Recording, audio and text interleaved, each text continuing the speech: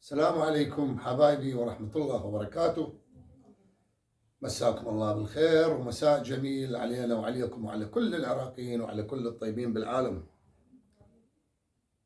رمضان كريم وتقبل الله الطاعات وصياما مقبولا وإفطارا شهيا وأجرا ثابتا إن شاء الله بحق محمد وآل محمد.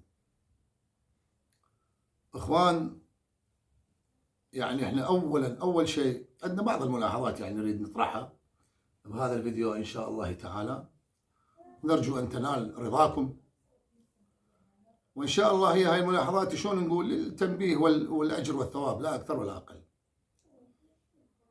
ونستغل هذا الشهر الفضيل شهر رمضان المبارك في طرح هكذا أمور. أولا ندعو بحق محمد وآل محمد، يا رب نسألك بحق كل من عنده حق يمك أن تجعل هذا رمضان ظهور الإمام الحجة سلام الله عليه، أو رمضان شلون نقول رمضان الصيحة اللي إن شاء الله تعالى بمشيئة الله. أغلب العلماء سيقولون أنه قريبة جدا أصبحت الصيحة، حسب ما يقولون العلماء أنه ليلة 23 من رمضان، ليلة الجمعة. فإن شاء الله يا رب بركة الله هيك ونحظى بالإمام سلام الله عليه ونشلب بذياله ونخلص من هالظلم وهالجور هذا اللي دا نشوفه. الملاحظات اللي نحب نشير إلى إخوان شنو هي؟ أول ملاحظة يا أخي إلى خلفة البناء أبو حمود الجبوري. أبو حمود الجبوري قبل فترة نزلت فيديو بالحارثية، نزل علي ركبة ونص وكل كلامه خطأ ومو صحيح، وعقبته بفيديو وراها، وشاف الفيديو هو قدم اعتذار للأمانة. أنا أحكي لك واقع، قدم اعتذار وراها. قبل فترة نزل فيديو الطابوق اكو بعض الخلفات يقول وبعض المقاولين يستخدمون الطابوق الأحمر، سافل الطابوق الأحمر تحت البتلو للدعاية وما بيكل فايدة، والسافل الطابوق الأحمر اللي تحت البتلو ما يستخدمه بكل العراق بس هندسة البناء مجيد العامري. قصدني إلي بشكل مباشر، بس تجنب يذكر اسمي. وراها استلم شغله بالبصره، اول ما تشعب طابوق احمر ورا ما انتقده بالفيديو اللي قبله هو استخدمه طابوق احمر فوق بتلو، وهذا ما حد يستخدم هاي الطريقه غير بس مجيد العامري. يا اخي شنو هالتناقض هذا وشنو هالنفاق هذا؟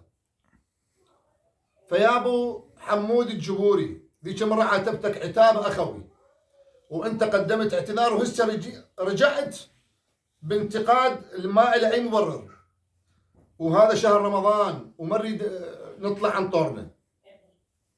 فيا اخي العزيز شفينا شرك فدوى اروح لك لا تكون منافق، لا تكون منافق.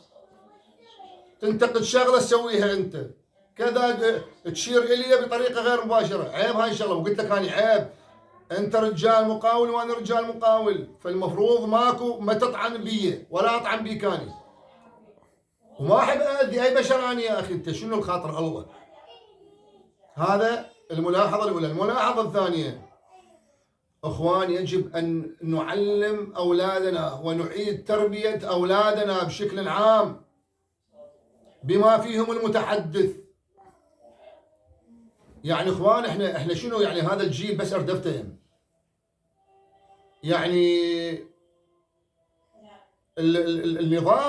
النظام المركزي من يطبق تطبيق مركزي لو انا غلطان. مثلا مديريه المرور العامه اللي تابعه لوزاره الداخليه، من تروح تجدد اجازه السوق هسه بكل مكان بكل محافظه من تسحب الاستماره 15000 دينار، والطب جبايه فحص النظر 25000.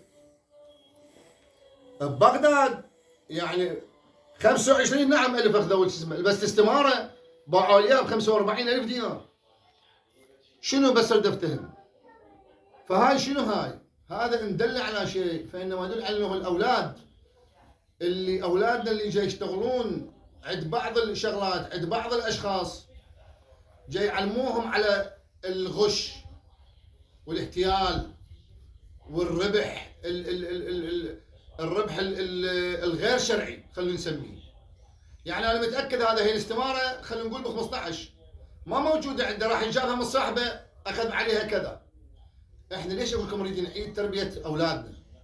نعلم اولادنا انه مساعده الاخرين بدون مقابل، احترام الكبير، العطف على الصغير، نعيد التربيه القديمه يا اخي اللي ربونا بموجبها ابائنا واجدادنا. شنو هاي انت يعني انت شنو عود انت سبع وبطل من ريحه ثاني لح تقول بينك وبين نفسك ها؟ لح تقول والله ها سبعاني حصلت لي 20,000 من هذا الشخص. لا عمي لا عمي عيب عليك. وهذا والله يا ولدي هاي نصيحه من عندي لكم، دير بالكم تمشون بهذا الطريق. من يجيك واحد وانت ما عندك هاي الاستماره قول له حبيبي بلا زحمه ذاك ابو الاستمارات، وانت اذا الاستنساخ ب 500 تاخذ 500، واذا بربع تاخذ بربع، واذا كلها تكمل 5 الاستنساخات قول له مو تشوفه رجال قبالك فقير تحب تستغله. 45,000 باع لي اياها وحق شهر رمضان هذا، وانا اسويها خل اشوف شلون بعدين اذا المرور ما احتاجوها من عندي اللي بالبلتاجيات الباقيات ارجع عليه اشوفه باي حق باع لي اياهن، لان هو باع لي تقريبا اخبارتين شكيت ببعض الامور يعني. الشغله الثانيه او الشغله الثالثه من اللي تروح للحارثيه، مجمع الحارثيه الطبي شارع الكندي، يعني المراجعين يعني خلينا نقول بالمئات مو بالالاف، بالمئات. انتم خلين جراج، خلين جراج، الجراج يستوعب الله لا تشد يمكن 400 سياره واكثر. هذا الجراج اذا راد ياخذ 1000 دينار على السياره يعني 400,000 دينار، الطالعه والطاب بالسياره ها روح مو 1000 دينار عمي 2000 بس تقول لي ها شو وقت نطلع فلوسه؟ شنو يعني انت تطلع فلوسه في ليله وضحاها؟ الجراج اللي يبني بيت ب 200 مليون شنو لازم يأجره؟ بيش يعني ب 10 ملايين بالشهر عم يطلع فلوسه بكذا سنه؟ عمي شلون حكي هذا؟ شلون حسابات؟ عمي خلوا بقلوبكم رحمه، ليش انا اقول لك احنا يجب نعيد تربيه اولادنا ونعلمهم على الطرق الصحيحه في كسب العيش المشروع، مو احتيال ونصب وتقفيص، حرام هذا الشيء اخوان. ابو جراج الحارثيه كاتب لي قطعه ب 4000 الجراجيه. العالم وين تروح؟ زين هاي السيارات اللي واقفه برا بالشوارع مال الحارثيه مقبطه، كل الشوارع مقبطه. والله العظيم اني بعيوني شفتها، اني قصوا لي غرامه. زين اني اذا الشوارع الحارثيه كلها مقبطه سيارات، من حق المرور يجي هاي السيارات يخسر عليها 3 دفاتر مدري قد وصولات غرامه. فيا وزاره الداخليه، يا مديريه المرور العامه، رحم الله والديكم عمي، والله لا يوفق المرور، والله لا يوفقه، والله ان شاء الله ينتقم منه. شوف انا والله ما اكره هاي العبارات، بس والله العظيم اضطر. الله لا يوفقك يا المرور، والله لا ينتقم منك ان شاء الله. اللي اذا تقدر انت من ذاتك تقدر هاي الناس ما تسجلها غرامات وتسجلها. يعني هذا انا جاي الحارثيه، ايش عندي انا جاي الحارثيه؟ قاعد اشرب نرجيله مثلا يعني؟ لورد اقعد بكافيه اشرب لي قهوه؟ غير عندي مريض انا جايبه مشروع قلبي، وبالجراجيه كاتب لي قطعه 4000 دينار. انا من طابق سيارتي، والسيارات مو بس انا ومو 10 و100 و200، والله عمي السياره بالمئات اللي طابقه كلها قصلها غرامات عمي بها حق. هاي تقبل عمي التوزير الداخليه؟ فيا اخوان ما يصير. وثاني شيء ما صار طريق امانه الله، السيارات بانسيابيه تروح وتجي، واقفين السيارات الطابقه على جانب. بينما بالنجف هذا اليوم كنت بالنجف، اليوم جمعه 9 رمضان 1444 هجرية، الموافق 31 مارس آذار 2023.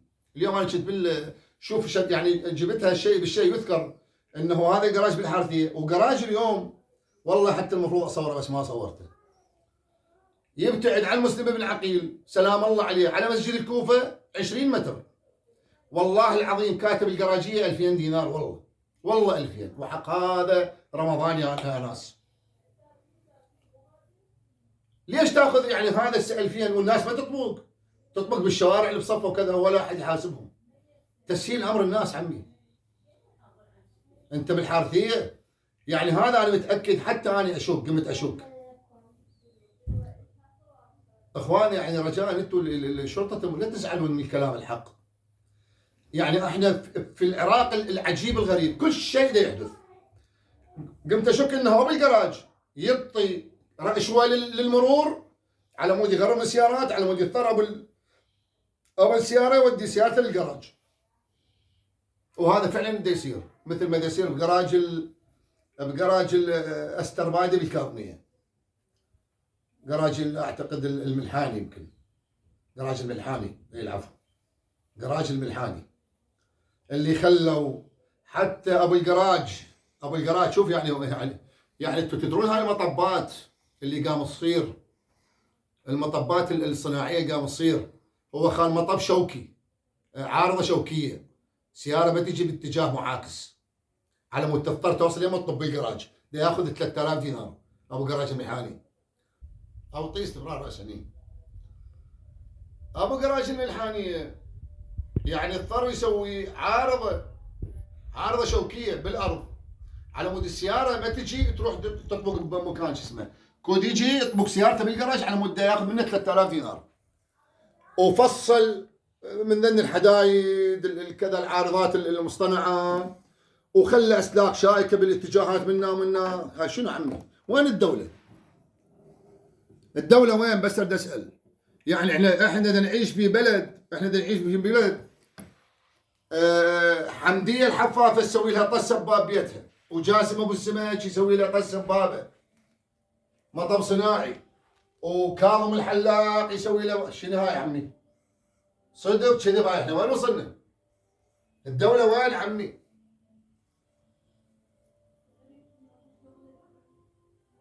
والملاحظه الثانيه اخوان، وزاره الداخليه انتم من لغيتوا السيطرات، وهذا فالشيء جدا عظيم وجدا خفف عن كاهل المواطن.